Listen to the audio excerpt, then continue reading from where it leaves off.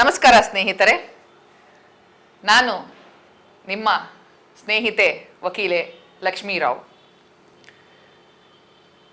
ಕಾರ್ಯೇಷು ದಾಸಿ ಕರಣೇಶು ಮಂತ್ರಿ ಭೋಜ್ಯೇಷು ಮಾತಾ ಶಯನೇಶು ರಂಭ ಕ್ಷಮಯಾ ಧರಿತ್ರಿ ತಿನಾರಿ ಅಂತ ಶಾಸ್ತ್ರಗಳಲ್ಲಿ ಒಂದು ಹೆಣ್ಣಿನ ವರ್ಣನೆ ಇದೆ.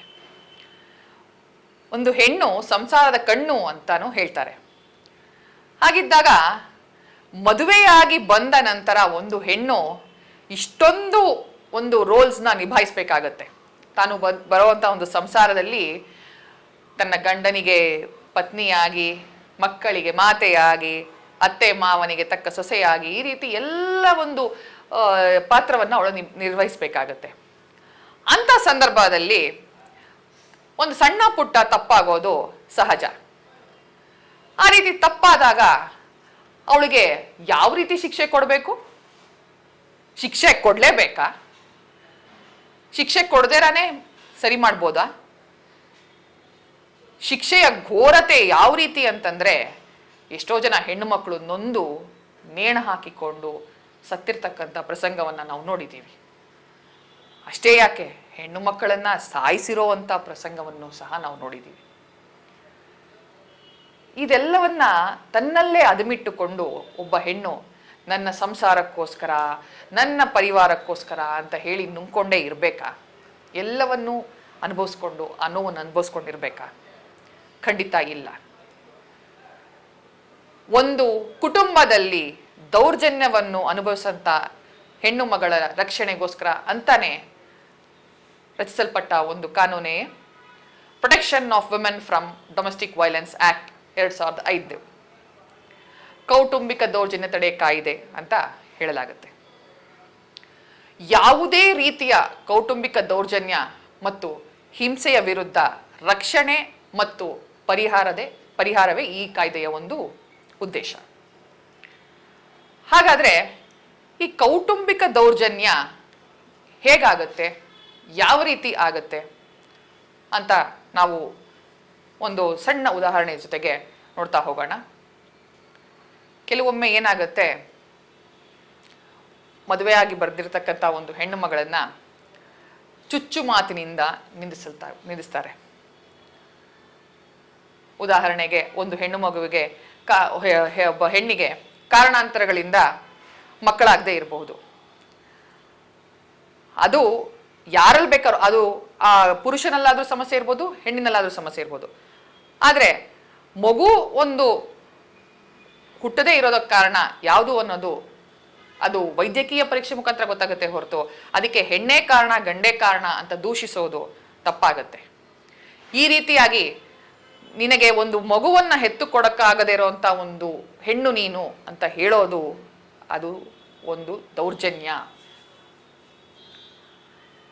ಮತ್ತೆ ಇನ್ನೂ ಒಂದ್ಸತಿ ಆಗತ್ತೆ, ಇನ್ನೂ ಒಂದು ಸನ್ನಿವೇಶದಲ್ಲಾಗತ್ತೆ. ಕೆಲವೊಮ್ಮೆ ಒಬ್ಬ ಹೆಣ್ಣಿಗೆ ಬರೀ ಹೆಣ್ಣು ಮಕ್ಕಳೇ ಹುಟ್ಟಿರ್ಬೋದು, ನೀನು ಬರೀ ಹೆಣ್ಣು ಮಕ್ಕಳ ತಾಯಿಯೇ ಅಂತ ಚುಚ್ಚು ಮಾತಿನಿಂದ ನಿಂದಿಸುವುದು ಸಹ ಒಂದು ದೌರ್ಜನ್ಯ.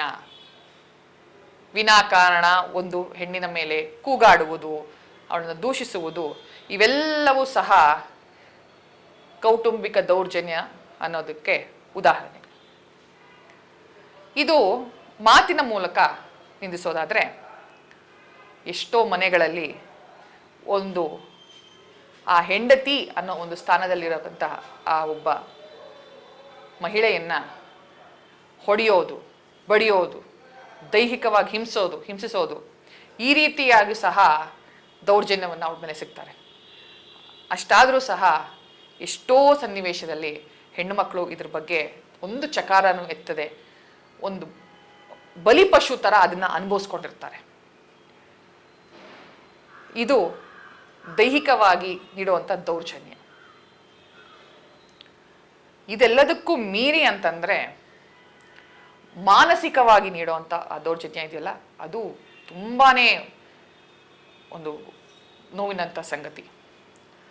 ಅವಳನ್ನ ಅನುಮಾನಿಸುವುದು, ಅನುಮಾನಕರವಾಗಿ ವರ್ತಿಸುವುದು, ಅವಳ ಸಂಸಾರದಿಂದ ಪ್ರತ್ಯೇಕಿಸಿ ಅವಳ ಬಗ್ಗೆ ಸಂಶಯ ಪಡೋದು, ಅವಳ ವಸ್ತುಗಳನ್ನ ನಾಶಪಡಿಸೋದು, ಈ ರೀತಿಯಾಗಿ ಮಾನಸಿಕವಾಗಿ ಕೊಡುವಂತ ದೌರ್ಜನ್ಯ ಬಹಳ ಕ್ರೂರ. ಇದೆಲ್ಲದಕ್ಕೂ ಮೀರಿ ಇನ್ನೂ ಒಂದಿದೆ. ಯಾವುದು ಅಂತಂದ್ರೆ ಫೈನಾನ್ಷಿಯಲ್ ಎಕನಾಮಿಕಲ್ ವೈಲೆನ್ಸ್ ಅಂತ ಹೇಳ್ತೀವಿ. ಅದಕ್ಕೆ ದೊಡ್ಡ ಉದಾಹರಣೆ ಅಂತಂದ್ರೆ ಒಂದು ದೊಡ್ಡ ಸಾಮಾಜಿಕ ಪಿಡುಗು ವರದಕ್ಷಿಣೆ ಅಥವಾ ಡೌರಿ. ಈ ದೊಡ್ಡ ಪಿಡುಗಿನಿಂದ ಅವಳನ್ನ ಪ್ರತಿ ಕ್ಷಣದಲ್ಲೂ ನಿನ್ನ ಮನೆಯಿಂದ ನೀನು ಹಣವನ್ನು ತರಬೇಕು, ನಿನ್ನ ತವರು ಮನೆಯಿಂದ ನೀನು ಹಣವನ್ನು ತರಬೇಕು, ನೀನು ಇಷ್ಟು ಸಾಮಾನು ತರಬೇಕು, ಅಷ್ಟು ಸಾಮಾನು ತರಬೇಕು ಅಂತ ಪ್ರತಿಯೊಂದು ಹೆಜ್ಜೆಯಲ್ಲೂ ಅವಳನ್ನ ಶಿಕ್ಷಿಸುವುದು, ಅವಮಾನಿಸುವುದು, ಇದು ಒಂದು ರೀತಿ. ಹಾಗೆ ತಾನು ದುಡಿದು ಬಂದು ತರೋವಂಥ ಪ್ರತಿಯೊಂದು ಸಂಬಳದ ರೂಪಾಯಿಯ ಒಂದು ಲೆಕ್ಕವನ್ನ ತನ್ನ ಮನೆಗಾಗೇ ಕೊಡಬೇಕು, ಇನ್ನು ಯಾವುದಕ್ಕೂ ಅವಳು ಉಪಯೋಗಿಸುವಂತಿಲ್ಲ ಅಂತ ಒಂದು ಕಟ್ಟುಬದ್ಧವಾದ ಒಂದು ನಿಯಮವನ್ನು ಮಾಡಿ ಅವಳಿಗೆ ಮಾನಸಿಕವಾಗಿ, ಎಕನಾಮಿಕಲಿ ಆ್ಯಂಡ್ ಮೆಂಟಲಿ ಅವಳನ್ನ ಹರಾಸ್ ಮಾಡೋದು. ಹೀಗೆ ಹಲವಾರು ರೀತಿಯಲ್ಲಿ. ಹಾಗೆ ಇನ್ನೂ ಒಂದು ಹೇಳಬೇಕು ಅಂದರೆ ಸೆಕ್ಷುವಲ್ ಅಬ್ಯೂಸ್ ಅಂತ ಹೇಳ್ತೀವಿ. ಅವಳನ್ನ ಬೇಡದೇ ಇರೋವಂಥ ಒಂದು ಕ್ರಿಯೆಗೆ ಒಳಪಡಿಸಿ ಅವಳಿಗೆ ಮತ್ತೆ ಮಾನಸಿಕವಾಗಿ ಅದರಿಂದ ಹಿಂಸಿಸುವುದು. ಇಷ್ಟೊಂದು ದೌರ್ಜನ್ಯವನ್ನ ಅನುಭವಿಸಕ್ಕಂಥ ಒಂದು ಹೆಣ್ಣು ಮಗಳು ಇದನ್ನ ಎಲ್ಲ ಸೈಲೆಂಟ್ ಆಗಿ ಒಂದು ಬಲಿಪಶುವಾಗಿ ಅನುಭವಿಸ್ಕೊಂಡೇ ಇರಬೇಕಾ? ಖಂಡಿತ ಇಲ್ಲ. ಅದಕ್ಕೆ ಪರಿಹಾರದ ಮಾರ್ಗವೇ ಈ protection of women from domestic violence act. ಹಾಗಾದ್ರೆ ಈ ರೀತಿ ಅನುಭವಿಸತಕ್ಕಂಥ ಒಂದು ಹೆಣ್ಣು ಮಗಳು ಏನ್ ಮಾಡಬೇಕು? ಮೊಟ್ಟ ಮೊದಲನೇದಾಗಿ ಇದನ್ನ ಪೊಲೀಸ್ನವ್ರ ಬಳಿ ಹೇಳ್ಕೋಬಹುದು. ಇಲ್ಲ ಪೊಲೀಸ್ ಅವ್ರ ಬಳಿ ಹೋಗೋದಕ್ಕೆ ನಂಗೆ ಯಾಕೋ ಸ್ವಲ್ಪ ಹಿಂಜರಿಕೆ ಇದೆ ಅಂತ ಆದಂಥ ಕ್ಷಣದಲ್ಲಿ, ಅಂತ ಒಂದು ಸಂದರ್ಭದಲ್ಲಿ ಒಬ್ಬ ವಕೀಲರನ್ನ ಭೇಟಿ ಮಾಡಿ ವಕೀಲರ ಬಳಿ ಈ ರೀತಿಯಾಗಿ ತನ್ನ ಸಮಸ್ಯೆಯನ್ನ ಹೇಳ್ಕೊಂಡಾಗ